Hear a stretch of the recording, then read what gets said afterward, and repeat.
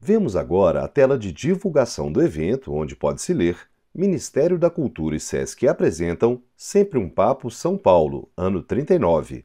Neide Rigo e Fabiana Cosa falam sobre o tema Alimentação, Cultura e Sustentabilidade. Mediação, Semaia Oliveira. Vemos também as fotos das convidadas e da mediadora. Agora vemos o palco do Teatro Paulo Altran do Sesc Pinheiros, em São Paulo, onde temos 3 cadeiras e 2 mesas de apoio sobre um tapete vermelho. Em cada uma das mesas, temos um vaso com uma flor vermelha e copos de água. Ao fundo, temos uma projeção com a tela de divulgação do evento muito semelhante à narrada anteriormente, onde temos as fotos das convidadas, Neide Rigo e Fabiana Cosa, e da mediadora Semaia Oliveira. Podemos ler também o nome do projeto, Sempre um Papo São Paulo, ano 39, e o tema do bate-papo de hoje, Alimentação, Cultura e Sustentabilidade. Neste momento, a Silvana, programadora do Sesc, entra no palco pelo lado esquerdo e se dirige à plateia. Boa noite, boas-vindas a todas as pessoas presentes em mais uma edição do Sempre um Papo. Hoje, convidamos ao palco do Teatro Paulo Altran Fabiana Cosa e Neide Rigo, em uma conversa mediada por Semaia Oliveira sobre alimentação, cultura e sustentabilidade. Desejamos uma ótima experiência.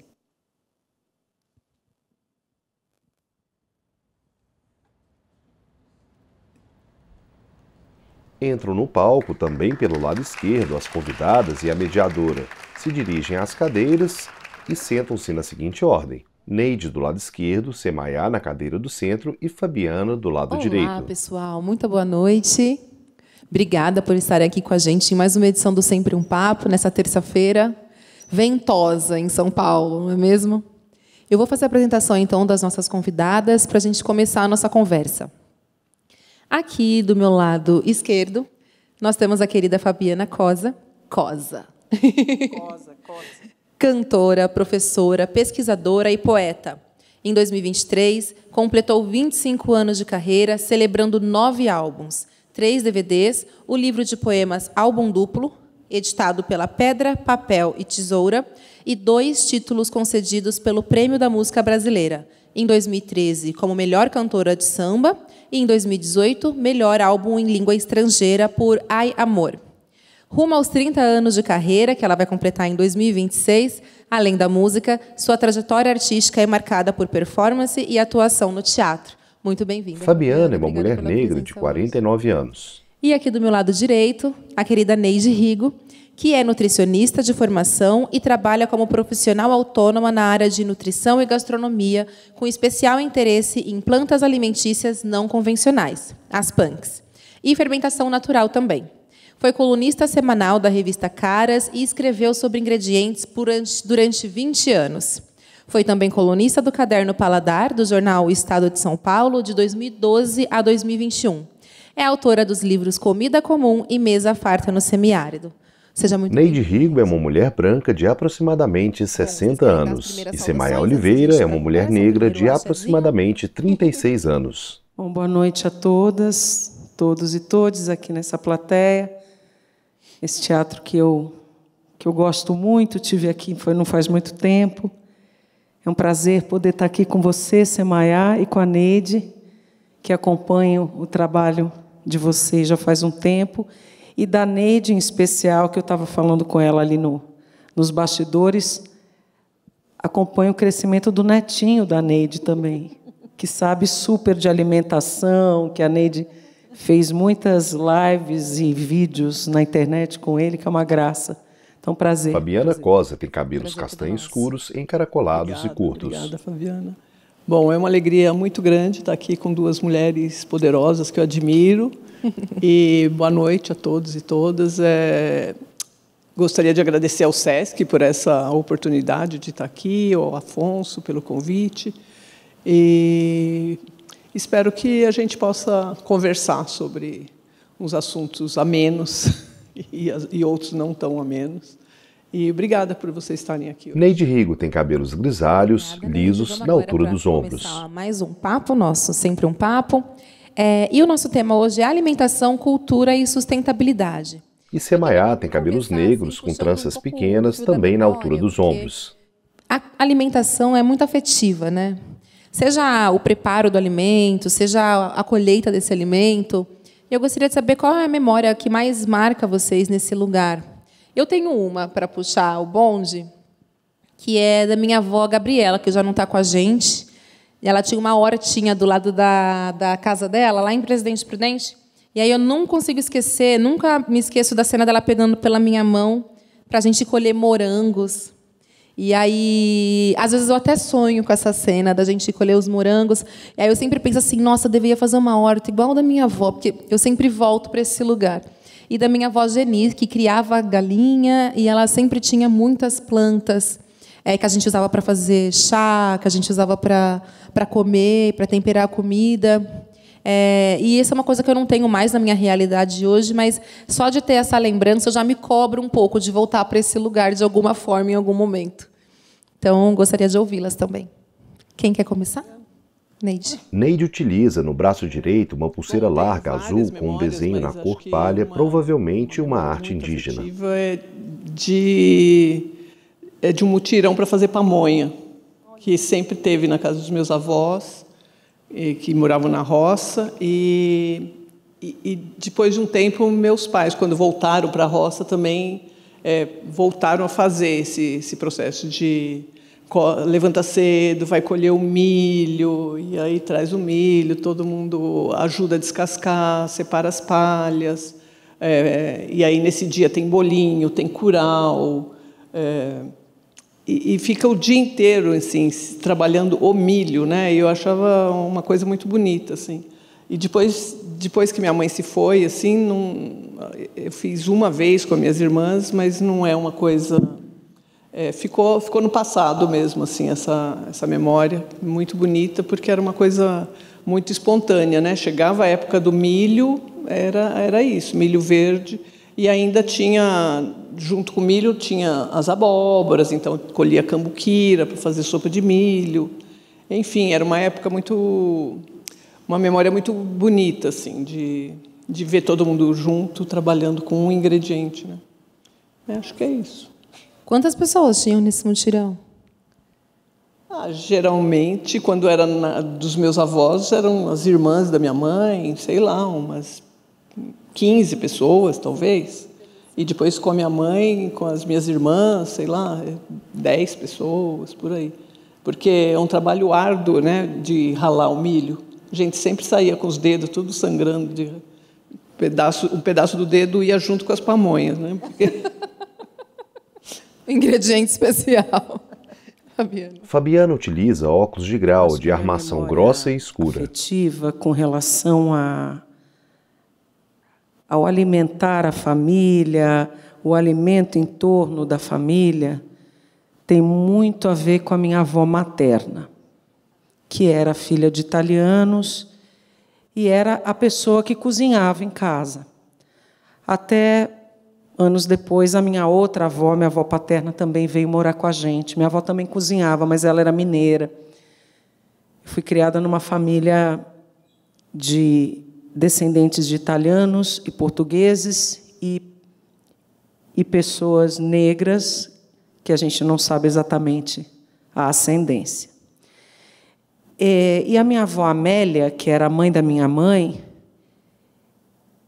como boa casa e boa tradição italiana, então era a pessoa que fazia pães e massas, mas especialmente eu tenho uma memória da minha avó fazendo nhoque. Porque fazer o nhoque tinha um processo de abrir a massa depois que a massa descansava e depois que a massa já estava, enfim, já pronta para se transformar naqueles pedacinhos de nhoque, que precisava da ajuda das pessoas. Então, eu era criança, e a minha avó chamava a mim e a minha irmã. Então, a minha lembrança era, a gente tinha que abrir como minhoquinha, aí cortava. Eu lembro que a minha avó tinha o cuidado de dar uma faca que não tinha ponta para nós. Então, a gente cortava, jogava mais farinha para não grudar. E aí tinha o capricho da finalização, que era pegar cada bolinha e passar no garfo, passar no garfo, para ficar redondo e marcado com o garfo, né? E eu me lembro, eu sempre fui muito gulosa, então, assim, eu fazia uns 4, comia um, fazia mais uns 5, punha, aí a minha avó dava bronca e não sei o que e tal. Então, tinha esse lugar muito afetivo e tinha também, eu tenho uma memória que não é necessariamente do fazer a comida, mas hoje, que eu já não tenho mais as minhas avós, eu me lembro do perfume da comida.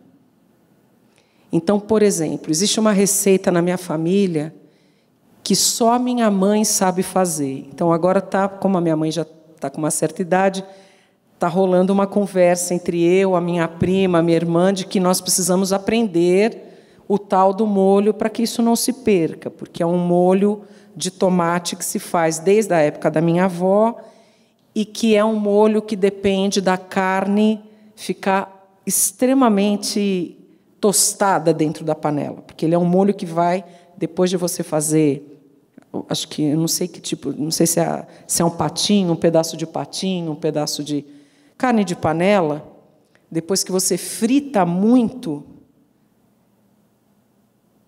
aí você joga aquele molho de tomate que já foi feito no dia anterior e o molho cozinha com a carne. É insuportavelmente gostoso. Então, eu tenho essa memória também desse perfume do molho da minha avó, que a minha mãe aprendeu a fazer e que a gente ainda espera aprender, mesmo que não consiga reproduzir aí da maneira como o nosso coração, né, e o nosso paladar já registrou. Que lindo, gente, dá vontade de voltar, né, para essas memórias. Certamente, com fome, a gente vai sair daqui. E eu gostaria de adicionar um outro elemento, que é a música, as canções. Pelo menos na minha família, toda vez que a gente está cozinhando, ou, sei lá, fazendo alguma coisa, tem a música também, né, associada, ou sempre tem alguma música que lembra um pouco esse momento da cozinha ali, né, esse lugar encantado que é a cozinha. Com vocês também é assim? Tem alguma memória musical de vocês relacionada à alimentação? Eu lembro muito da minha mãe cantando quando cozinhava. E, às vezes, eu lembro e invejo, assim, porque eu não canto, eu gosto de cozinhar em silêncio. Mas minha mãe cozinhava cantando e ela cozinhava muito bem. Eu lembro que ela... acho que a primeira música assim, que eu ouvi ela cantar que foi Maracangalha. Então, ela ficava cantando, eu vou para Maracangalha, do Dorival Caymmi, né? E eu ficava imaginando, né, que fala vou de uniforme branco, vou de chapéu, e se a Amália não quiser ir, a Anália, né? E eu tinha uma tia, Amália.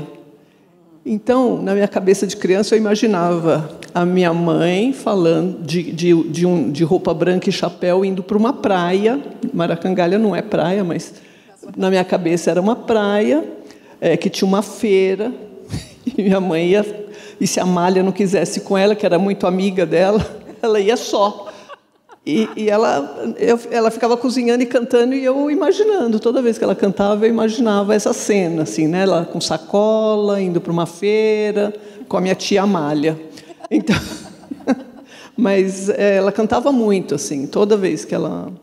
E ela tinha uma vida bem difícil, assim, né? Cuidar de 5 filhos, costurar para fora, ter que dar conta. E ela nunca deixou eu cozinhar, por exemplo. Eu não aprendi a cozinhar com ela. Porque ela cozinhava tão bem que eu acho que ela não queria desperdiçar uma oportunidade que fosse de almoçar ou jantar, que não fosse uma comida bem feita, né?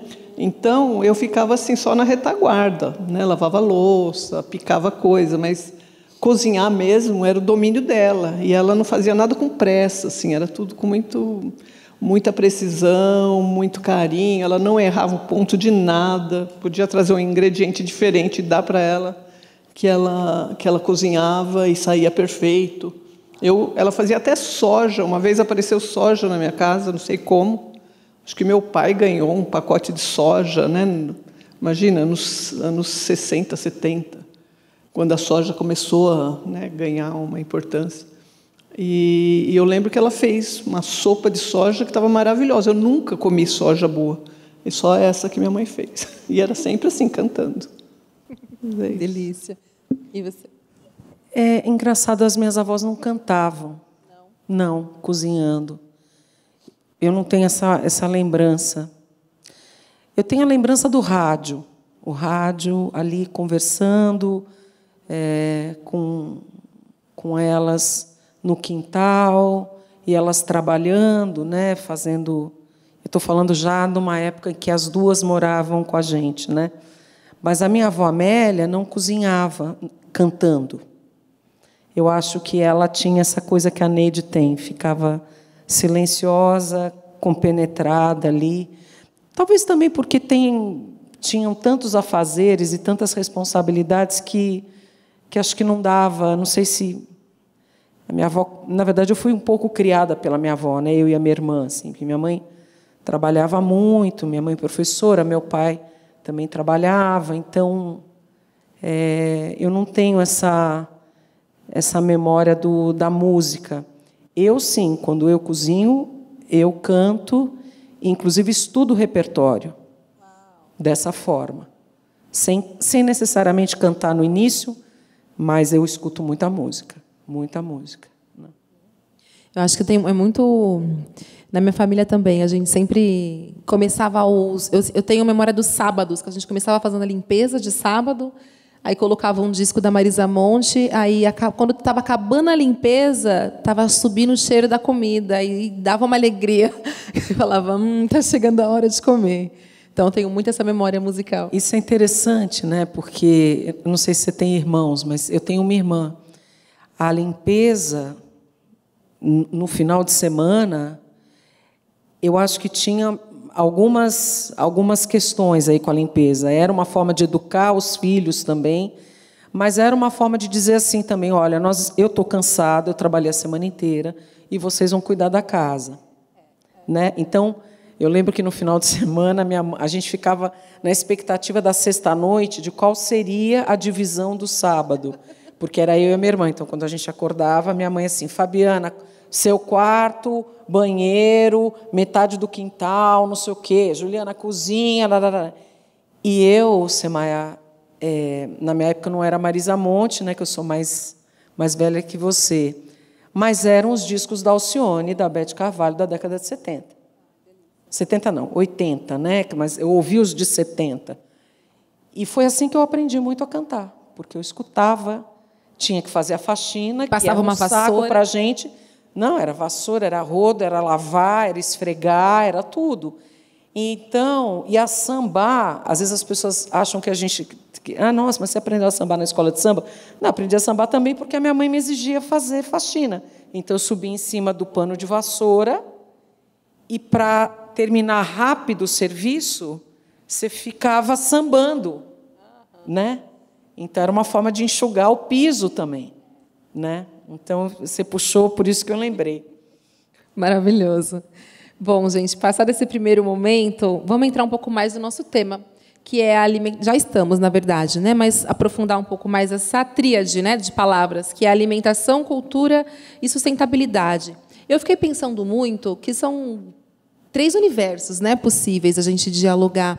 Mas eu acho que o mundo que a gente vive hoje, ele tende a tornar tudo isso como um pouco de secundário, né? Tanto a alimentação, quanto a cultura, quanto a sustentabilidade. Então, eu gostaria de ouvir as duas no seguinte sentido: qual a importância da gente voltar a valorizar essas 3 palavras, a conexão entre elas, e até mesmo associá-las à ideia de sucesso? Porque parece que, hoje em dia, nesse mundo capitalista e tudo mais, o sucesso é tudo aquilo que tira a gente da tradição, da cultura, da alimentação, da sustentabilidade. Porque acho que, para executar, para esse fazer do dia a dia, da alimentação, para ter essa calma, a gente precisa de tempo, né? E a gente vende tanto do nosso tempo.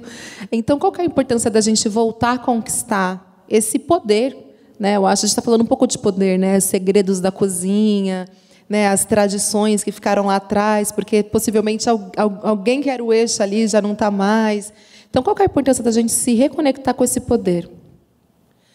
É interessante, eu ouço você dizer, e me vem também um movimento contrário a esse lugar de morte da sustentabilidade, da cultura, que é um lugar menor do ponto de vista, se a gente for pensar nas regras ditadas pelo neoliberalismo e tudo mais. Estes outros movimentos já acontecem, já estão acontecendo, né? Recentemente a Neide foi, né, acho que até semana passada você estava junto de uma etnia indígena, que talvez a Neide vá falar sobre isso. Então, quer dizer, eu acho que, na verdade, isso já está acontecendo, entendeu, Semaia?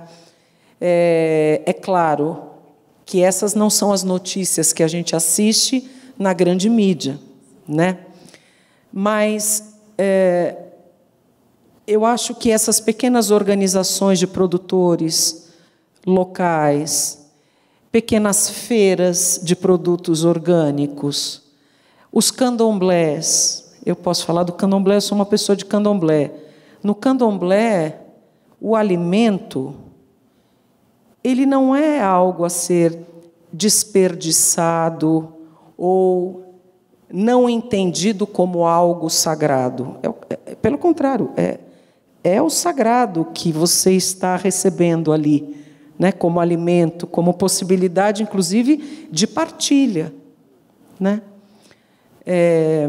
De certa forma, em outras culturas, tanto de povos originários quanto de povos negros, isso acontece com muita essa consciência e essa não divisão de cultura, arte, sustentabilidade, ela já acontece. Se você vai numa comunidade de samba, por exemplo, é da cultura deste lugar você comer.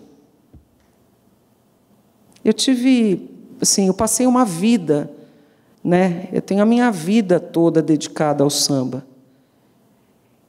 Não conheço uma comunidade de samba que eu tenha ido, que eu tenha sido convidada e que não me ofereceram algo. Não para ser exibido, mas é porque a comida também é o afeto.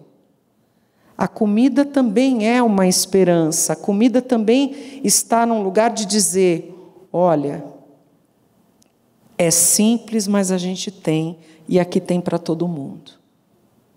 Aqui é repartido, né? E olha, aqui quem fez foi a Dona Maria do Jongo.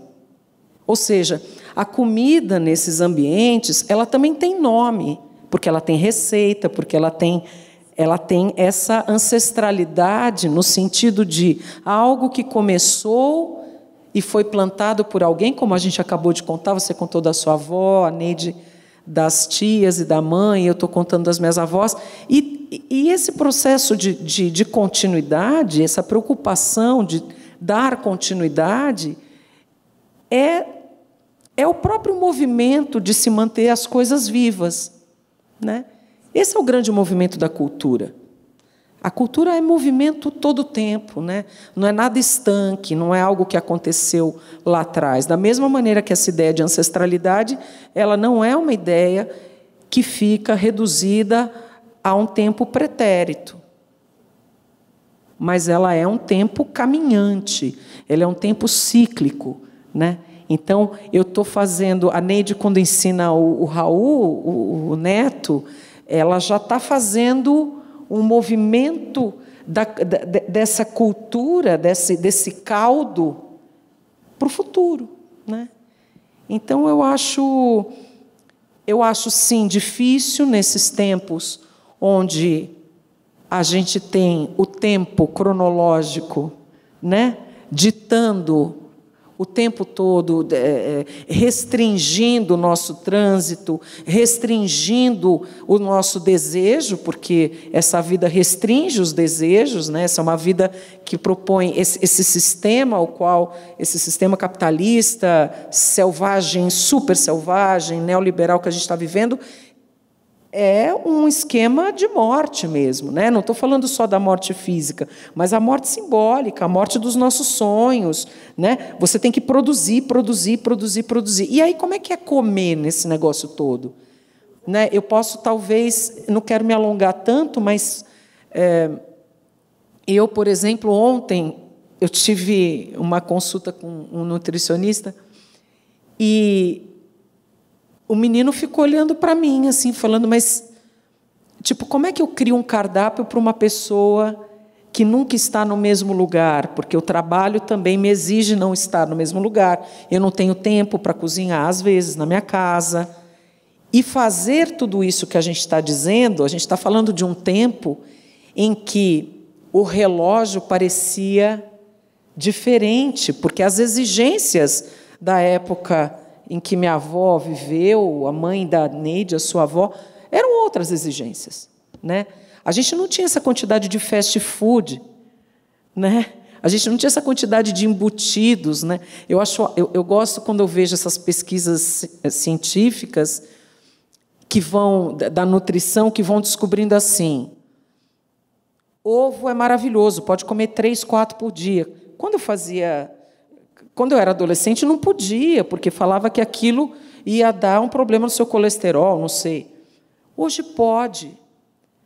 Hoje tem médicos que falam assim: se vocês comessem como os avós de vocês já ouviram isso? Como os avós de vocês. Mas a minha avó cozinhava com banha. Hoje estão falando, cozinha com banha, que é muito mais saudável do que você comprar qualquer óleo disponível na prateleira do supermercado. Né? Enfim, eu acho que é muito complexo, eu acho que é por isso que é importante a gente poder, por exemplo, ter uma Neide fazendo... É sério, eu falo porque eu sigo a Neide, né? Ter uma Neide explicando para a gente como é que a gente pode se alimentar, porque ela também não tem tempo. Ela também tem, né? Porque é difícil mesmo. Ou quais são as opções que a gente tem. Né, Semaia? Assim, quais são as opções que são menos ofensivas, que são menos agressivas aos nossos corpos, para que a gente possa se alimentar de uma forma mais legal. Agora, eu sempre penso em alimento como artista, não só como comida. Eu penso no alimento da alma. E eu acho, e não é à toa, as pesquisas estão mostrando a quantidade de pessoas com questões de saúde mental. Isso cresceu brutalmente durante a pandemia. E pós-pandemia, eu acho que a gente ainda não fez o luto devido, né, das perdas, de uma série de coisas. Nós, brasileiros, aqui, tudo que a gente passou, do ponto de vista também do governo, político e tudo mais. Então, eu acho que existe um alimento que ele não é materializável, ele não é a comida, não é o arroz, o feijão, mas ele é o alimento da alma, que é a poesia. Né? Esses dias, um grande escritor querido, amigo Marcelino Freire, estava dizendo: a gente não vê esses governantes, aspirantes à presidência, a governo do Estado, dizer assim, o Marcelino Freire, a atenção do poeta, né? Dizer assim: essa música é uma beleza. Eu li esse livro, e esse livro é tão bacana, eu gostaria de recomendar. Vocês já viram isso? Eu não vejo esses políticos falar sobre isso. Ou seja, o que eles comem? O que se come nesse sentido? Por isso que eu acho que, às vezes, a gente está intoxicado, não é só do salgadinho chips, que você ficou com vontade, foi lá ao Fandangos e comeu Fandangos. Eu não estou fazendo apologia ao Fandangos, eu não estou fazendo propaganda ao Fandangos. Eu estou dizendo assim, será que é só isso? É mais profundo, né? É muito profundo, eu acho. Né? Muito obrigada, Fabiana. E antes, deixa eu me corrigir. Eu esqueci de mencionar aqui os nossos intérpretes em Libras, o Felipe Medeiros e o Igor Brandão. Obrigada, meninos, pelo trabalho. E só para combinar, eu vou aqui conduzindo até mais ou menos umas 8h30. Aí a gente abre para que vocês também tenham a oportunidade de perguntar. Então, vão se preparando, tá? E aí, Neide, por favor, gostaria de ouvi-la nesse sentido. E eu acho que a Fabiana traz uma passagem muito interessante, que é da banha, né? Que a avó cozinhava com banha. E aí parece que o sucesso é tu comprar o caldo, não sei o quê, quinor, né, tô melhor um pouquinho, então deixa eu muitas vezes comprar aquilo que o mercado às vezes empacota para a gente como se fosse uma coisa tão, tão bonita, né? Mas gostaria de te ouvir também sobre essa complexidade dessas 3 palavrinhas. Bem, é bem complexo, né, essa questão. A Fabiana tocou em pontos bem importantes, porque eu acho que uma coisa que une a arte e a comida é que são atividades inerentes ao ser humano, né? A arte é inerente. Você vê qualquer criança diante de uma música, ela começa a dançar. Então, a criança dança, a criança canta e a criança desenha. Ela faz isso, né? E ela interpreta, e ao longo do tempo ela vai sendo podada, né? Porque como ela não vai ser profissional, então ela também não pode fazer mal feito. Então ela não faz nada. E a gente chega à idade adulta sem saber dançar, sem saber desenhar, sem saber cantar e com vergonha de fazer tudo isso, né? Porque a gente foi podado. E cozinhar é inerente assim como a arte, porque sem plantar e sem cozinhar, você não sobrevive. Então, desde a mais tenra idade, se deixar, as crianças vão dar um jeito de comer e colher o que ela vai comer, aprender desde cedo o que é comestível, o que não é. Mas tudo isso vai sendo podado e a gente cresce como completos ignorantes, né, em relação àquelas coisas que eram inerentes. Eu vi muito isso agora, né? Eu tive, no mês de agosto, coincidiu de eu fazer 2 trabalhos diferentes em duas etnias diferentes, né? Eu fui para a Amazônia e para o Xingu. E é muito bonito você ver umas crianças assim de 2 anos. Ela pega um coquinho de inajá, que tem uma semente enorme, você sabe exatamente roer, ela rói e joga. E ninguém fica apavorado que ela vai engolir aquela semente. Porque vai engasgar. Ela vai engasgar. Ninguém fica, porque ela sabe perfeitamente que o bagaço ela joga fora. Ela recebe um peixe com espinho e ela come, ela separa o espinho. Então, desde a mais tenra idade, né? E ao mesmo tempo ela dança, ela desenha, né? Ela imita os adultos fazendo grafismos corporais, enquanto o adulto está lá. E o adulto não fica preocupado em ensinar, olha, é assim que faz. Não, é só por imitação, né? A criança fica vendo os pais tratarem o genipapo, as mulheres como que faz com o genipapo, ela vai lá, pega umas varetinhas pequenininhas, umas nas outras. Você vê as crianças um pouquinho maiores ensinando as mais novas a nadar. Elas nadam, assim, naturalmente. E as mais velhas carregam os pequenos até a água, seguram. Então, você fica vendo como a gente se distanciou disso tudo, né? E a cozinha, essa coisa de cozinhar, os tempos são outros, a gente tem que fazer algumas adaptações. Mas eu acho que enquanto a gente viver nesse mundo em que o modelo de felicidade é baseado no consumo, é muito complicado, porque a gente trabalha demais para consumir. A gente trabalha demais porque tem que pagar a internet, porque tem que pagar a segurança da rua, porque tem que comprar roupa para poder ir trabalhar, tem que comprar um iPhone para poder trabalhar com o iPhone, tem que pagar a conta do iPhone, e tem que assistir filme, então você tem que assinar, tem que ter assinatura. Então, tudo que você faz é para pagar, né, um modo de vida que supostamente te traria felicidade, né? Porque a felicidade é baseada no consumo. Então, logo, se eu posso ter um iPhone, eu vou estar feliz. E são tantas coisas antes disso, né, que te faz feliz. Faz feliz é você ter um tempo para cozinhar com calma, parar, sentar com alguém para comer e não comer sozinho na frente da televisão, poder ter amigos que você possa convidar para comer, oferecer, fazer comida e oferecer. E são coisas que a gente está perdendo. Então, assim, todo esse movimento de cozinhar é um movimento quase de resistência, né? De resistência, que felizmente tem, como a Fabiana citou, né? A gente tem as feiras de produtos ecológicos, tem gente trabalhando aí com essa alimentação.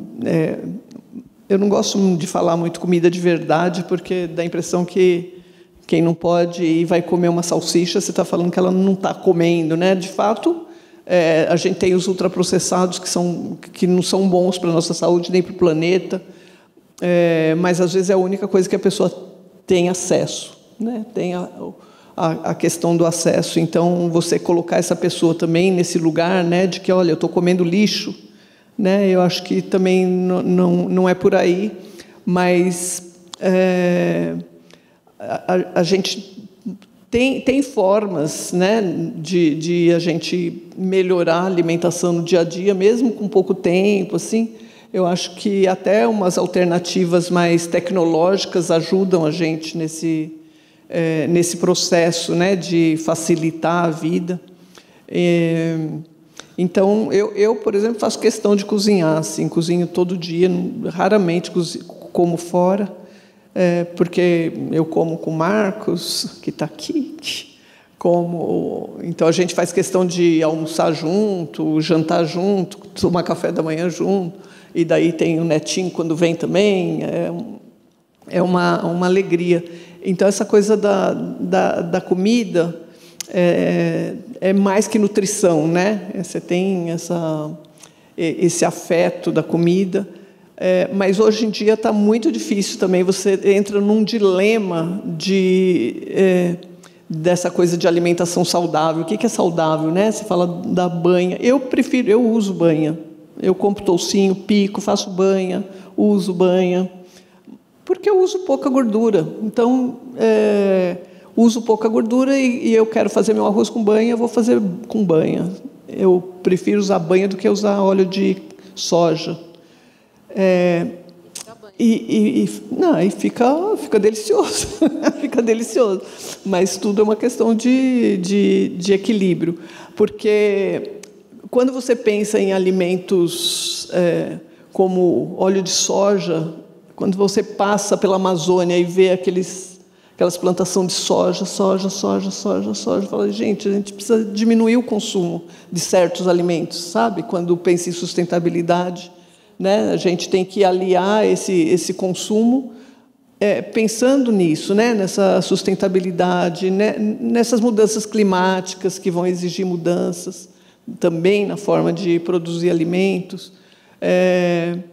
Tentar enxergar como que esse alimento chega até você, né? O que é alimento, o que é commodity.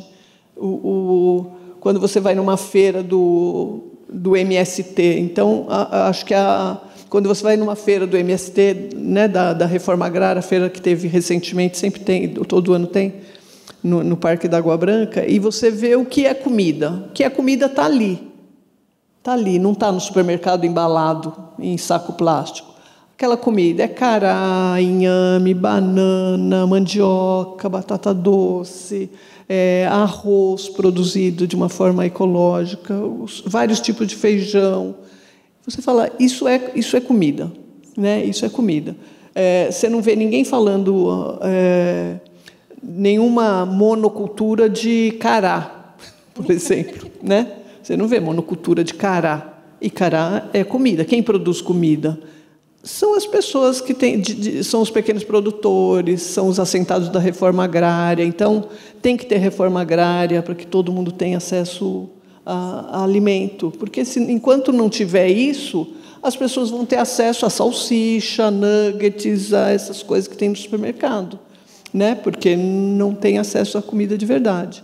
E sem contar, né, se pensar em sustentabilidade, além da gente ter uma variedade muito pequena de alimento que a gente consome, de espécies vegetais que a gente consome, além disso, você tem uma degeneração genética, uma erosão genética que se chama. Então, enquanto você vai numa aldeia e você encontra lá 4 tipos de urucum, 10 variedades de cará e dezenas de variedades de milho, o que você encontra no mercado hoje é uma variedade de milho transgênico um tipo de cará, um tipo de batata doce, enquanto que a gente tem assim centenas.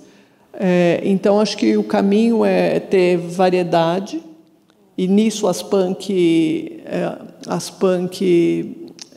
mostram um pouco o caminho da variedade, porque se você pensar que 90% do que se come no mundo vem de 20 espécies apenas, 20, sendo que a gente tem, sei lá, 35 mil espécies vegetais alimentícias. Então, e a gente se concentra, mesmo assim, você fala, arroz e feijão é o alimento nosso, né, tão brasileiro, uma coisa afetiva. Realmente é. Mas se você pensar como é o cultivo do arroz, né, o tanto de Amazônia que o arroz já derrubou, quando você vai para a Ilha do Marajó, em sentido Cachoeira do Arari, por exemplo, você anda centenas e centenas de quilômetros só com arroz. Arroz de uma marca que a gente consome, que está aí no mercado, é mais consumida. É só arroz, arroz, arroz. Daí que eles fizeram? Desviaram os rios, retificaram os igarapés. A temperatura na cidade mais próxima, Cachoeira do Arari, subiu 3 graus, o que já era alta, subiu, porque tirou floresta. Aí, o que aconteceu? Como eles tiraram toda a vegetação e fizeram riachos, né, artificiais, riachos não, tipo uns riachos para irrigação, aí começou a aparecer muito paturi, que é um pato do mato, muito comum por lá. Só que aí tinha muito pato, e aí os patos começaram a comer muito arroz, né, porque tinha alimento ali. Então, eles resolveram trazer gaviões lá do sul, gaviões. Então, você andava, em cada mourão de cerca tinha um gavião. Porque daí também ele não tinha predador natural para o gavião também está proliferando. E aí espanta as aves nativas. Então, assim, é um total desequilíbrio para a fauna e flora. E socioeconômico também, né, para quem mora perto. Então, será que não seria o caso de a gente repensar? Precisa comer só arroz e feijão? E se a gente, em vez de ter arroz apenas, ter banana verde, ter batata doce, mandioca, junto com arroz, variar aquilo que é essa forma monótona também de comer, né? Porque nossa comida é tão saudável, arroz, feijão, bife e salada, está perfeito. Tá, mas você vai comer todo dia isso tem um impacto.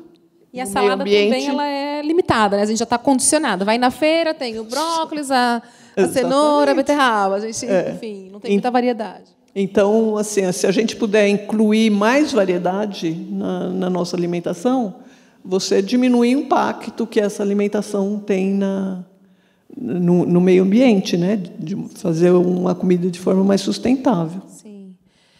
Tem muitas coisas que a Neide trouxe que me tocam profundamente. Uma delas é, meu Deus, como eu sou limitada. Várias vezes eu estou no Instagram, aí, como eu sou mãe de um nenenzinho de 1 ano e meio, eu estou consumindo muito conteúdo de educação.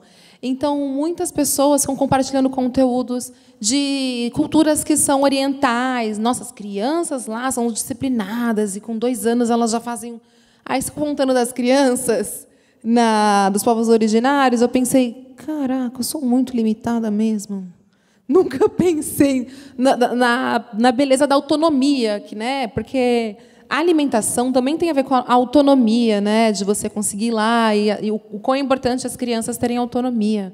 E não tem coisa mais frustrante, acho que todo mundo vai combinar, de você pagar um dinheiro, pedir a comida, chegar, a comida é ruim, aí você fala, nossa, eu teria feito muito melhor. Só o tempo que eu estou aqui esperando. Eu já pedi comida no iFood, acho que uma vez. Nossa, uma deusa. Nem sei se eu consegui. Talvez eu não tenha nem conseguido instalar. Acho que eu não estava nem em casa, eu estava no Acre. E eu estava no hotel, não tinha janta. Acho que eu não lembro. Foi numa dessas cidades que acho que eu estava em Porto Velho. E eu cheguei tarde no hotel, não tinha comida. E eu estava com fome. Falei, puxa, eu vou ver se eu consigo usar esse tal de iFood. Aí eu instalei e eu consegui pedir. Mas, assim, uma coisa horrível chegou. Mas eu comi. Foi a única vez. Em São Paulo eu nunca pedi. Para nunca mais. Nunca pedi iFood. Eu sempre penso, quando falava, vou pedir um iFood, putz, até eu pedir, escolher o prato. Poxa, eu abro minha geladeira, pego um ovo, um pedaço de queijo, faço um omelete e esquento o pão. Eu vou gravar a Neide. E aí, toda vez que vier o desejo, eu vou aqui, ó. Abre a geladeira, pega um ovo. Gente, vou fazer o corte depois no YouTube desse trecho. Fabi? Não, eu acho que tem muitas coisas, como você falou, Semaia, que a Neide comentou, que são pontos muito chaves, acho que para a gente pensar nessa questão de sustentabilidade, cultura, tudo muito agregado. Mas o que salta aos meus ouvidos é como a grande questão, para mim, acaba caindo numa pauta que tem sido... Quer dizer, está tendo todo um esforço agora do governo, né, para melhorar isso, mas cai na pauta da educação. Um menino indígena não abrir a semente, saber como é que come e descarta o bagaço, é porque ele viu o adulto fazer aquilo. Quer dizer, o exemplo está dentro de casa. Eu acho curioso, porque assim, eu tenho uma sobrinha, eu não tenho filhos, mas eu tenho uma sobrinha. E a minha irmã, a mãe da menina, a minha irmã é uma pessoa que come muita verdura, muita salada, muito... A menina sempre comeu, desde criança, Eu sei que as crianças passam por fases, né? E tem uma fase que gostava muito de brócolis, depois acha que o brócolis é um monstro, não quer comer mais, Mas, enfim, tudo bem, mas aquela cultura, aquela forma de se alimentar, que não tem a ver só, volto a insistir, na minha opinião, com o alimento, mas com uma outra coisa também que a Neide deixou ali escapar, que é o estar junto, o comer junto, o conviver, né? Isso tudo, para mim, é o que faz você escolher os alimentos que também vão te ajudar no seu crescimento, vão te ajudar no seu dia a dia, você ter uma vida mais saudável, para usar esse... E acho, de fato, que a gente vive um bombardeio de marketing, dessas grandes indústrias e tudo mais, que é muito difícil, de fato, de combater. Por isso que eu preferi, desde a sua primeira pergunta, Semaia, pensar nas pedrinhas miudinhas, porque eu só acredito nas pedras miúdas, assim, que são fundamentais. Que são fundamentais, assim. E eu penso isso porque é assim também que eu pensei, por exemplo, a minha carreira. Né? Eu não sou uma artista que tem reconhecimento nacional, e nem por isso eu deixei de ser uma artista, né? E nem por isso eu deixo de fazer o meu samba com os meus parceiros, ou a música com as pessoas que eu acredito. Por quê? Porque o que é fazer música? Será que esse sucesso... Eu acho que a gente tem uma ideia bastante equivocada de sucesso, né? Porque o sucesso precisa... Bom, equivocado porque também nós somos estimulados a isso, sobretudo, estimulados e bombardeados a isso hoje em dia, que são as redes sociais. Né?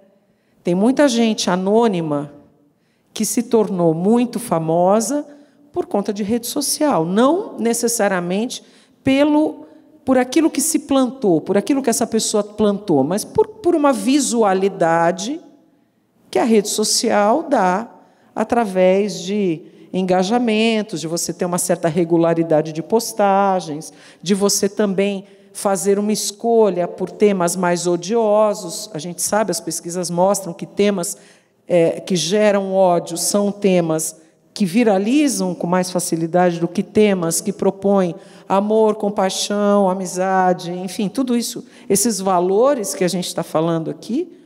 Então, quer dizer, eu acho que no fundo, a questão da educação, né, que, para mim, sempre a educação é irmã da cultura. A educação abraça a cultura. Né? Então, é É o grande calcanhar de Aquiles, que a gente precisa vencer, defender e pensar projetos de educação, né? E eu acho que inclusivos. Tem a educação, eu gostaria muito de ouvi-la. Você trouxe, antes na sua fala também, que também me toca profundamente, eu sou uma biã, muito falha ainda, mas sou. E a educação no terreiro, pensando sustentabilidade, principalmente, né, pensando esse vínculo comunitário, ele é fundamental, né? E aí são ilhas também que a gente tem em cidades como São Paulo, dessa salvaguarda, né, ali desse rumbê, né, dessa educação, dessa postura diante da natureza, da comunidade, e também isso ajuda a gente a ter ilhas um pouco mais preservadas. Então, o que a gente pode aprender com os povos de terreiro sobre sustentabilidade? Eu tenho uma imagem, eu vou começar dando um exemplo concreto. A minha casa é em Recife. Eu sou filha de uma das Ialorixás mais antigas de Recife. Minha mãe tem 88 anos de idade e 76 anos de candomblé e de Jurema. Quando eu cheguei no terreiro da Mãe Zezé, me chamou muita atenção, era um dia em que a gente estava preparando uma festa, quer dizer, eu já tinha feito o meu recolhimento e tudo mais, e aí vai chegando perto do dia da festa, todas as pessoas que participaram da sua obrigação são chamadas também para ajudar a criar a festa. E eu me lembro, numa das primeiras vezes que eu fui, é um terreiro com muitas crianças, o meu terreiro, né? Crianças pequenas, 2 anos, 3, 5, 7. As crianças varrendo o terreiro, pegando vassoura para varrer o terreiro. Outras crianças sentadas separando as folhas com outros adultos. Outras crianças carregando uma bacia onde ia se colocar um banho de ervas. E felizes, felicíssimas, né? Por quê? Porque no terreiro você existe. Isso eu acho que é um ponto muito importante. Você existe. Você tem função. Você aprende que na pequena ação que você está fazendo, você está contribuindo para algo em que todos nós vamos desfrutar depois, né? O momento em que o orixá vai chegar, o momento em que todos nós vamos dançar e cantar, e depois, lá no final, a gente vai comer, né? Porque a alegria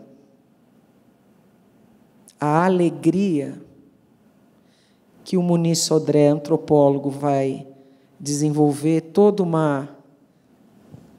ele vai desenvolver isso enquanto conceito.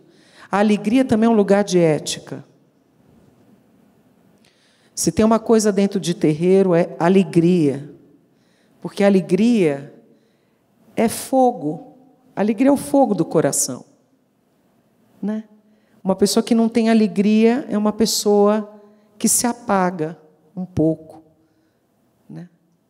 Então, a alegria, ela é plantada como um alimento, naturalmente, dentro do terreiro, né? Pelas tradições, e aí por heranças africanas que foram sendo remoldadas no Brasil. Candomblé não é uma religião de África, candomblé é uma religião inventada aqui, né?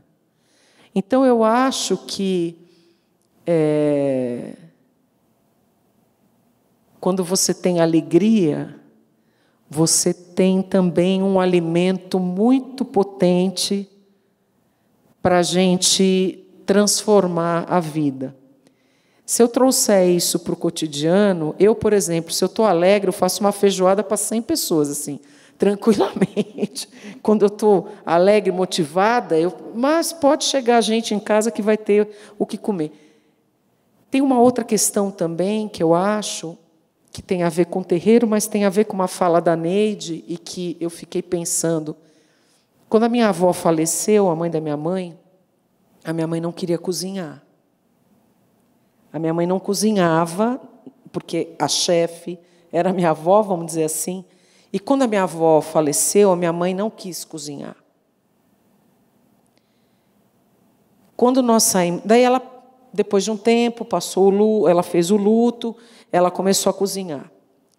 Quando eu saí de casa e depois a minha irmã saiu de casa, a minha mãe não tinha vontade mais de cozinhar. Porque cozinhar para nós era algo de oferecimento. Precisava do outro. É um lugar de alteridade a cozinha. Então, eu fiquei pensando quando a Neide comentou, Semaia, porque eu também tenho essa sensação. Muitas vezes eu não como na minha casa porque eu estou sozinha. Então, eu não tenho vontade de fazer a comida só para mim. Eu gosto de fazer a comida para muita gente, porque eu fui educada assim. Na minha casa, comer era algo para repartir. Então, é sempre para muita gente. O muito pode ser 2 pessoas. Podem ser muitas pessoas, como eram na minha família. E depois, quando eu fui... Bom, e o samba, né? Desde pequenininha no samba, você ia para a quadra, você vai ver o ensaio de bateria. Terminou o ensaio de bateria, terminou o ensaio de uma ala, meu pai terminava de ensaiar, tinha comida. Comida para muita gente. Né? Eu gravei agora, domingo, o meu primeiro clipe, né, com quase 30 anos de carreira. E eu falei assim para a Tainá, minha produtora, falei, olha, a gente vai gravar lá junto dos meus amigos do Berço do Samba de São Mateus. Eu preciso oferecer uma comida. Eu falei, precisa ter uma comida, precisa ter um churrasco, precisa ter um... vamos organizar e tal. Aí eu falei com o Tim Maia falou com as irmãs. Quando a gente terminou, o que tinha? Já meio no meio. Então, teve gente que assim, a gente tinha que repetir. Tinha gente que já estava comendo linguiça. Eu, pelo amor de Deus, separa o meu prato, porque a coisa já está sendo servida aqui antes da gente terminar e tal. Mas, quando terminou, estava todo mundo muito feliz, porque também estava celebrando comendo. Então, eu acho assim, que esses espaços, né, como você citou, Semaia, o espaço de terreiro, ele é um espaço muito agregador. Muito agregador porque ele recebe, abraça, educa, transforma, inspira, né? Sim. Eu acho, e planta, né? Planta muitas coisas, eu acho. E aí eu pego esse plantar para falar um pouco com a Neide sobre essa confluência entre roça e cidade, né? No seu livro Comida Comum, a gente pode ir para muitos caminhos, mas me pegou quando eu li esse trecho, né? A importância de fazer essa confluência, pensando também nas limitações climáticas que a gente tem, pensando no que a gente pode plantar de uma forma que seja longeva, sustentável, para a gente também não, né, não querer... Você tem uma passagem que fala assim, torta não é só alface e tomate, né? Dá para ter outras coisas. Então, como fazer essa confluência? E aí, depois dessa pergunta, a gente vai abrir para vocês, tá bom? Fazerem perguntas também. Bom, no meu caso, tem uma razão de eu pensar assim, de confluência roça-cidade, porque eu tive essa infância, não nasci na roça, eu sou paulistana, nasci aqui na periferia, mas meus avós eram da roça e era um lugar que me pegava fundo, assim, me cativava muito. Então, eu sempre tive essa alma de roça, assim, a alma da terra.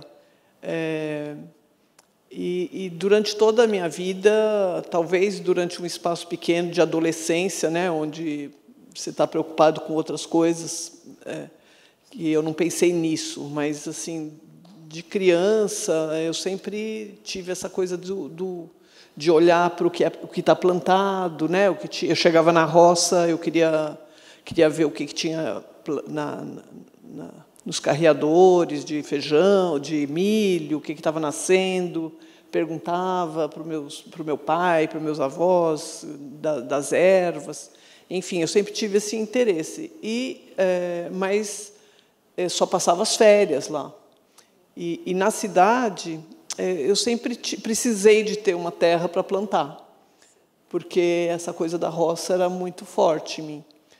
Era tão forte assim, eu gostava tanto que eu cheguei a construir um barraquinho na minha casa, quando eu era criança, para simular a casinha da minha avó, que era a casa. Eu fiz um barraco. Minha mãe derrubou, claro, porque estava muito perigoso, mas minhas irmãs adoraram, assim, porque era um barraquinho. E outra coisa que eu fiz foi jogar um balde de água com sabão no taco, que minha mãe demorou anos, que não tinha sinteco, era encerado, né? Palha de aços, removedor, cera, gente que fazia isso, mas era brilhante. Mas eu gostava mesmo era daquela madeira rústica da casa da minha avó. Então eu achei que se eu jogasse levantei todos os móveis, joguei um balde de água com sabão e esfreguei. Ela deve ter ficado assim, doida. Daí os tacos pularam tudo para fora, assim. Eu levei uns tapinhas, assim, quando minha mãe voltou. Mas, assim, a intenção era de parecer roça. Então, era toda a ambientação, né? Não era só a terra, era tudo. E eu conservo isso até hoje, assim, essa coisa da roça. Então, eu gosto de torrar o café, de moer o café naquele moedor de roça. Então, assim, mesmo na cidade, eu acho que dá para a gente ter contato com a terra, né? Seja no quintal da sua casa, menos gramas, mais comida, né? Plantado nos espaços que tem. Quando não tem espaço nos prédios, eu acho que tem que ter horta, nem que seja uma ervinha para temperar. E as hortas urbanas comunitárias, né? Do meu bairro lá, eu fundei com uma vizinha, assim, já tem 10 anos, e ela segue lá firme e forte. Não é uma horta convencional, né? Tem muitas espécies ali que não diferentes, né? Punk, enfim. Mas está ali. A gente tem contato assim com a terra, e eu acho que mesmo que não tenha nada disso, pode ter um vasinho dentro de casa, assim, sabe, para começar. Eu acho muito estranho quando as pessoas falam não tenho dedo verde, ou eu não gosto de planta, porque é essa coisa da alegria, né, que a Fabiana fala. Assim, eu acho que o verde traz alegria, e não sou eu que estou falando. Assim, tem estudos que mostram, né, que essa relação tem a ver com esse contato com o verde. Traz alegria. Tem estudo de uma professora da USP apresentou, a Thais Mawad, apresentou uma vez num congresso, numa palestra dela, e ela apresentou um trabalho em que fizeram um teste fizeram 2 grupos, né? Um grupo controle e um grupo em que, no hospital, os pacientes pós-cirúrgico ficaram numa sala com a janela que dava para um jardim, que dava para árvores verdes, e o outro que não tinha nem janela. Ou tinha janela que dava para prédio, não lembro exatamente. Mas o grupo que tinha vista para o verde tinha uma recuperação muito melhor do que quem não tinha. Então, o pós-cirúrgico se desenvolvia muito melhor.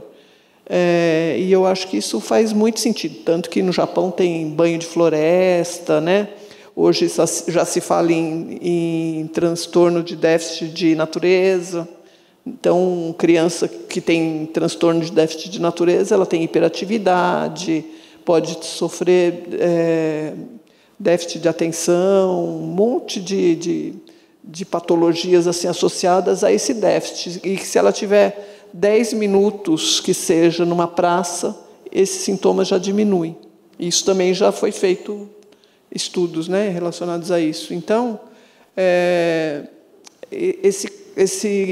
essa confluência de roça à cidade, ela pode acontecer de uma forma prazerosa, né, até. É que as pessoas são apartadas disso muito cedo, né? Você vê lugar que não tem verde. Então, eu defendo assim construção de mais parques, praças, hortas em cada quarteirão, né? Todo bairro tem que ter. E a gente sabe que tem bairro na periferia, onde eu nasci mesmo, não tem espaço para ter. Não tem espaço, porque onde tem espaço as pessoas têm que morar. né? Tem que construir moradia. Então, as estradas, as calçadas são estreitas, não tem verde nos quintais, mal tem quintal, não tem parques. Então, daria, né, para o poder público implantar parques, né, fazer melhorias na infraestrutura e construir parques. Isso é possível. Então, porque faz falta, né? Todo mundo merece. Pensando nesse déficit, né? Se a gente pensar a cidade, a ocupação da cidade já tem uma parcela significativa que está muito mais na retranca, né? Na desigualdade. Queremos ouvir vocês agora. Agora, por favor, só levantar a mão e a gente dá um jeito de chegar até vocês com o microfone. Alguém tem alguma pergunta? Temos ali atrás. Mais alguma? Por enquanto, só a nossa amiga ali, então, né? O microfone vai chegar até lá? Ou...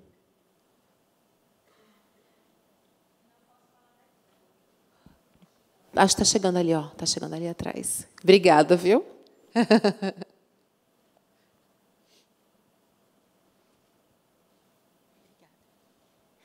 Boa noite, gente. Eu sou Lorena, né? Lorena Gonzaga. Primeiro, eu só gostaria de dizer que eu vim aqui para o Detal, mas eu resolvi ficar porque tinha essa palestra maravilhosa dessas duas mulheres maravilhosas, né? Então, vai de um lado e... Lorena é uma mulher negra de 30 e poucos anos, com cabelos escuros e encaracolados na altura dos ombros.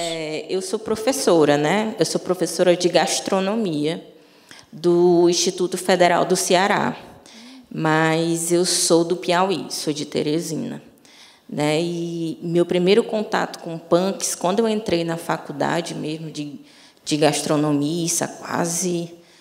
Não vamos colocar a idade, já faz tempo. Meu primeiro contato sobre o que era uma punk foi com a Neide, né?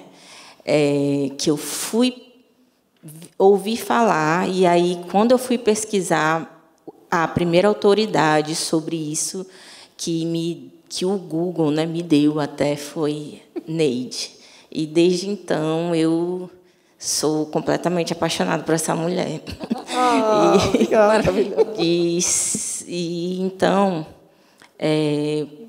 estou só contextualizando aqui antes a minha pergunta. Desculpa, eu falo demais, tá? Professora, né? Essas coisas. E aí eu comecei a seguir. Eu trabalhei em cozinhas, né? Fui chefe de cozinha, cozinheira e tal. Mas hoje em dia eu me encontrei como professora, né? E aí, no meu campus, tinha uma horta, e essa horta ela estava desativada, né? E aí a gente começou a fazer uma movimentação dentro do campo para reativar a horta, né? Só que a horta, antigamente, ela só tinha alface, né? A cebolinha. A gente tem pouca salsinha, porque no Nordeste a gente gosta de coentro mesmo, né? De salsinha, não. E aí... assim, por que essa horta não tem punk? E o campus que eu trabalho, que é o Bajara, fica em cima da serra da Ibiapaba, né, divisa entre Piauí e Ceará. E lá tem muita punk, né, de todo jeito. E aí, por que esse campus não tem, por que essa horta não tem punk, né? E aí mostrei... porque eu faço a parceria na horta com um outro professor, e aí eu mostrei para ele, apresentei para ele Neide, né? Essa mulher bem aqui, para tu ver, porque que a gente precisa ter numa horta. E aí nosso campus tem, né, tanto o que é tradicional e o que é punk, que serve para os outros cursos também.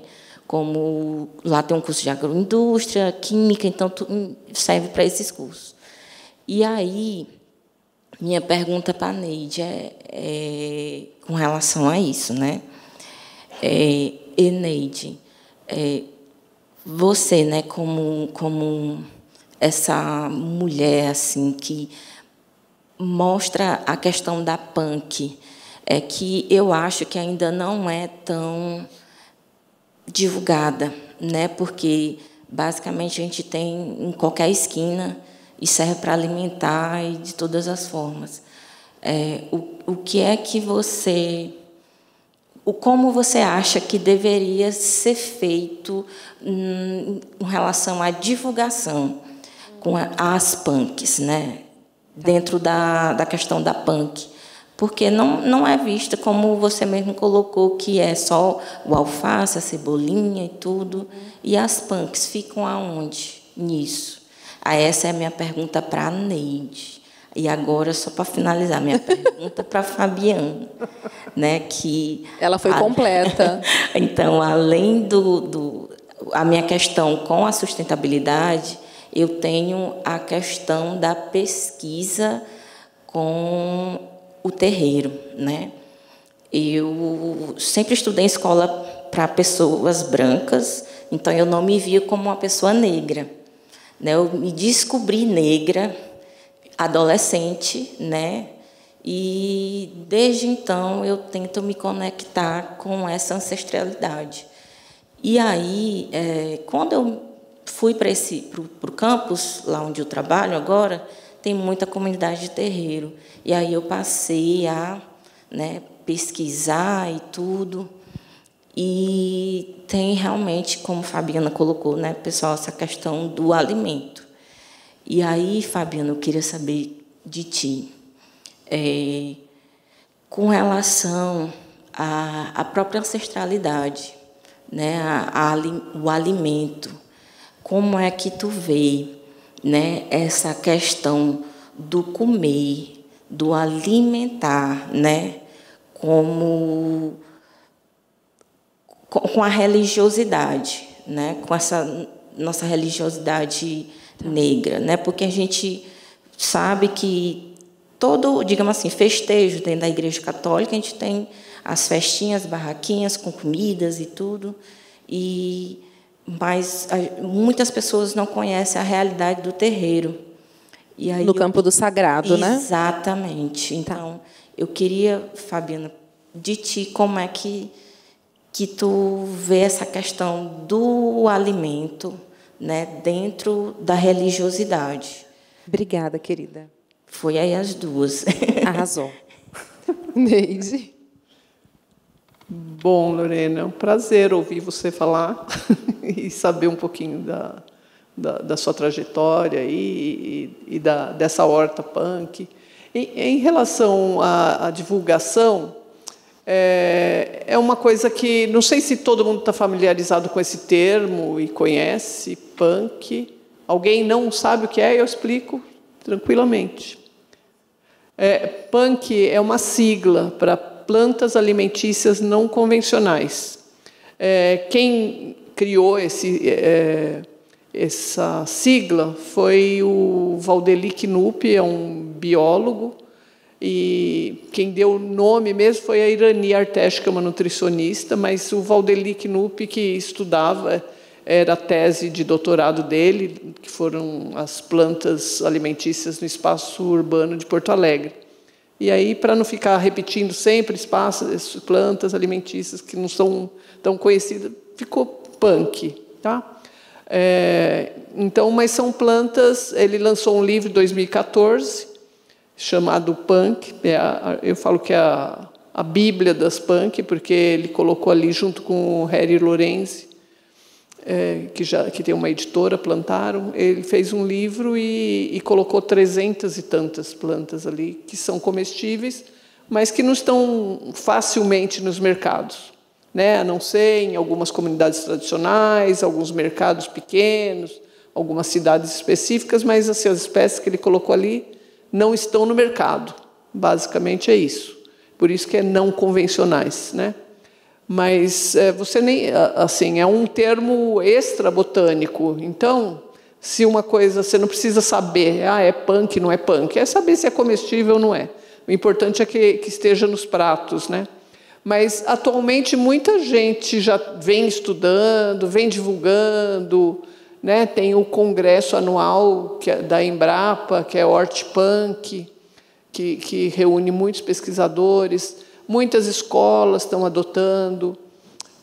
Eu mesmo faço um trabalho para a Associação Kairos de Ensino, que faz parceria com a prefeitura, então as escolas para os pequenos, né, as 6, numa das escolas, no Bom Retiro, a gente está fazendo um trabalho com as educadoras para falar de punk, estou orientando a tirar as plantas venenosas que tem no quintal e plantar plantas comestíveis. Eles estão fazendo, chama Projeto Escola de Comer. Então, tudo que tiver de planta na escola vai ser planta comestível. Então, exemplos como esse tem Brasil afora, sim, bastante, mas reconheço que ainda é muito pequeno, né, o movimento. Mas vai crescendo, assim, aos poucos as pessoas vão entendendo, vão aprendendo a comer coisas que elas não comiam, né, ou deixaram de comer. Mesmo nas comunidades tradicionais, né, como eu fui nessas 2 aldeias agora, esses 2 povos, tem coisas que a gente sabe que é comestível, mas eles não comem. Por exemplo, nos Quincede, que eu fui agora no Xingu, eles não comiam o jatobá. Embora jatobá seja uma coisa que tenha muito, mas fica lá, assim, não que eles não comam. Às vezes comam de brincadeira, assim, mas não levam muito a sério.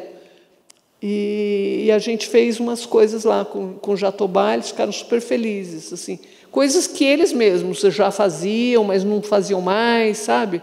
Fazer uma mistura de jatobá com água e mel, que fica super gostosa, mas também nunca mais ninguém tinha feito. Lá nos Rikibatsa também, que eu fui primeiro, eles não comem, por exemplo, o genipapo maduro. Coisa que, né, no Nordeste do Brasil, tão comum comer genipapo, na Bahia. Tem tantos pratos, né, feitos com genipapo, e lá eles têm o genipapo, mas não comem.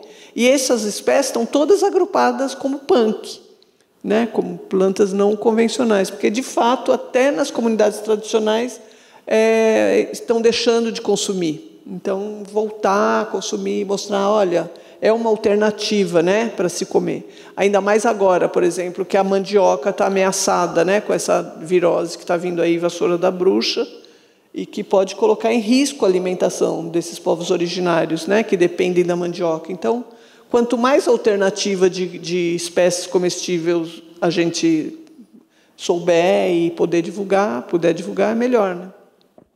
Mas é isso. Não sei se eu respondi. Respondeu. Obrigada. Fabi, a comida como sagrado. Eu acho que a primeira coisa que eu gostaria de dizer é que, assim, a comida de santo que é preparada no terreiro, ela tem um preparo específico. A comida que vai ser oferecida, né, ao orixá, ela não é a comida que nós comemos, né? É diferente. Então, acho que isso é uma coisa importante, né? Ela é feita de uma forma, né? Eu estou falando isso porque uma vez eu fiz uma peça de teatro e que tinha uma gente que não tinha o menor contato com a cultura de terreiro e começou a pegar canjica, temperar a canjica, como a gente gosta de canjica, põe leite, põe canela, põe não sei o quê, e começou a falar que era canjica de Oxalá para você comer. Canjica de Oxalá é canjica de Oxalá. Canjica de festa junina, que a gente gosta, é outra coisa. Então, isso é uma coisa, né, que você conhece também. Eu estou só comentando porque talvez tenham pessoas que não saibam. Mas, dentro de um pensamento mais amplo e talvez mais filosófico, a comida é reza. Não é só que a comida é rezada. Quando você põe um grão branco na boca, seja mugunzá, seja de milho amarelo ou milho branco, o que for, você está ali se conectando com a fonte da vida, com a semente da vida, né? E aí você pode pedir, você reza por abundância, mas você reza, especialmente você pede saúde, né? Você pede fartura, não desperdício, não fartura para desperdiçar, fartura para não faltar. E não faltar não é só para você, porque não é só você que come. Todos precisam comer. Todos têm que comer. Então, a comida no terreiro, eu acho que também tem, na minha humilde leitura, professora, ela tem um lugar, ela marca um lugar ético. A despeito de hoje a gente está num tempo onde os conceitos estão perdendo a sua complexidade, até talvez os seus sentidos. Tem muita gente que usa a ética hoje para falar de si. Isso é um equívoco. Ética nunca é sobre você. Ética é obrigatoriamente sobre o coletivo, sobre um grupo, sobre uma comunidade, sobre, valores que se partilham. Então, eu acho que a comida no terreiro ela tem esse aspecto, essa intencionalidade de partilha e também de conexão com o essencial através daquilo que lhe é oferecido. É assim que eu aprendi no meu terreiro com a minha mãe. Obrigada, Fabi. A gente está chegando ao final, já são 9h. A Neide vai fazer a assinatura de livros agora no final. Aí eu queria terminar com uma provocaçãozinha, porque eu estou com 2 mulheres que gostam de cozinhar também, né? Vocês gostam de ser agradecidas depois que a comida está posta na mesa, que as pessoas comem? Assim, a minha mãe ela me ensinou a agradecer sempre a pessoa que fez a comida. Ela fala, você tem sempre que agradecer a pessoa que fez a comida. Eu aprendi, depois de um tempo, ela verbalizou isso, mas antes ela servia a comida, aí ela fazia assim, acho que passou do ponto esse arroz um pouquinho. Aí a gente falava, não, tá ótimo o arroz, tá uma delícia. Aí essa carne, faltou um sal. Aí eu falava, ela quer um elogio, né? Eu falava, não, tá ótima, tá super bem temperada e tal. Aí eu fui aprendendo. Então, hoje, toda vez que eu vou na casa de qualquer pessoa, e também ensinei meu marido a falar, eu cozinhei, você tem que agradecer, porque eu fiz a comida. Vocês gostam de ser agradecidas ou valorizadas nesse lugar? Assim, ou é uma coisa da minha mãe só? Não, eu não faço questão, não. Porque, às vezes eu faço a comida e eu sei que não está boa. Para mim, não está boa. Sim, e o meu marido sempre elogia. Muito bem. O Marco sempre elogia, mas eu falo, não está boa. Mas eu agradeço, que ele elogiou. Mas eu gosto de agradecer o fato de eu ter comida. Isso sim. Assim, agradeço pela comida. E eu ensino o Raul, meu netinho, ele sempre agradece, assim, obrigado por essa comida, de ter comida na mesa, da gente ter essa condição de ter, que todos tivessem, Acho que é isso. Eu também. Na minha casa, a gente cresceu agradecendo o Papai do Céu pela comida que se coloca na mesa, Então, obviamente, eu não posso nem... A Semaia foi muito generosa agora de falar. Vocês que cozinham, não é bem assim, Semaia. Eu não posso dizer isso diante de Neide. Mas eu faço, de vez em quando, umas coisas e eu... Feijoada para 100 pessoas. Faço feijoada. Mas é que feijoada... É que assim, começa lá na família, Que nunca minha avó fez macarronada para 2, 3. Fazia para um tanto de gente, acabava um monte de... Então, eu exagero, porque eu também não sei as quantidades, então vai fazendo ficar um monte. Mas eu também tenho essa coisa de agradecer por ter o alimento, porque eu vou dizer uma coisa muito sinceramente para vocês aqui. Eu, quando passo na rua e as pessoas pedem uma moeda, um dinheiro, uma comida, não sei o quê, eu me sinto muito culpada, por aquela situação, porque em alguma medida eu também sou responsável por aquilo acontecer.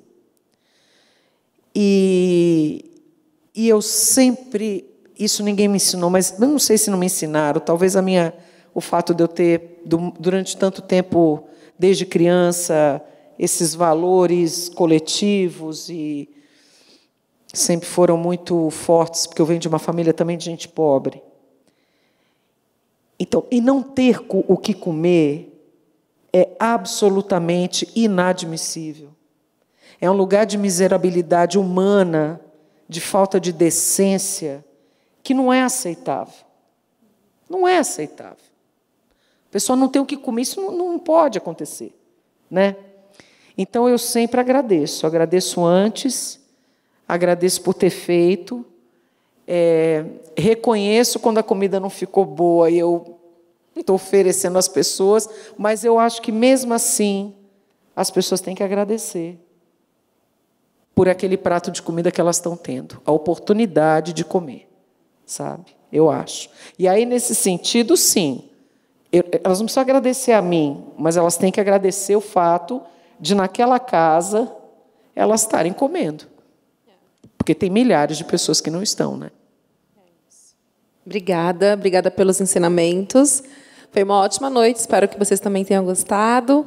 Então, a gente vai organizar... Vai ser aqui no palco mesmo, para assinatura de livros, ou vai ser lá fora? Vai ser lá em cima, então, a assinatura dos livros da Neide. Gostaria só que vocês se despedissem das pessoas, deixar uma boa noite.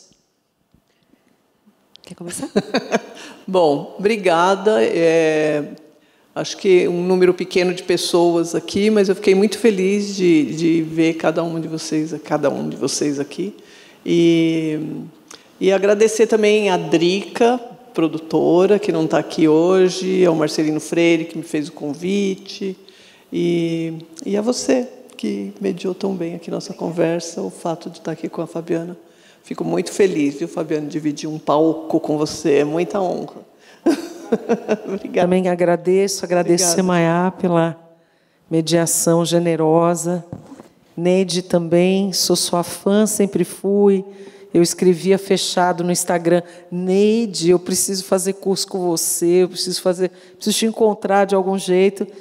Então, também agradeço o amigo Marcelino, que possibilitou ao SESC, a Drica, ao Afonso, Tereza, muito obrigada.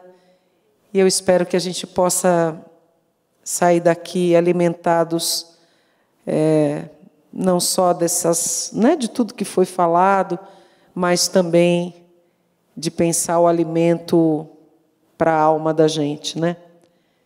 Eu acho que é isso. Obrigada pela presença de vocês.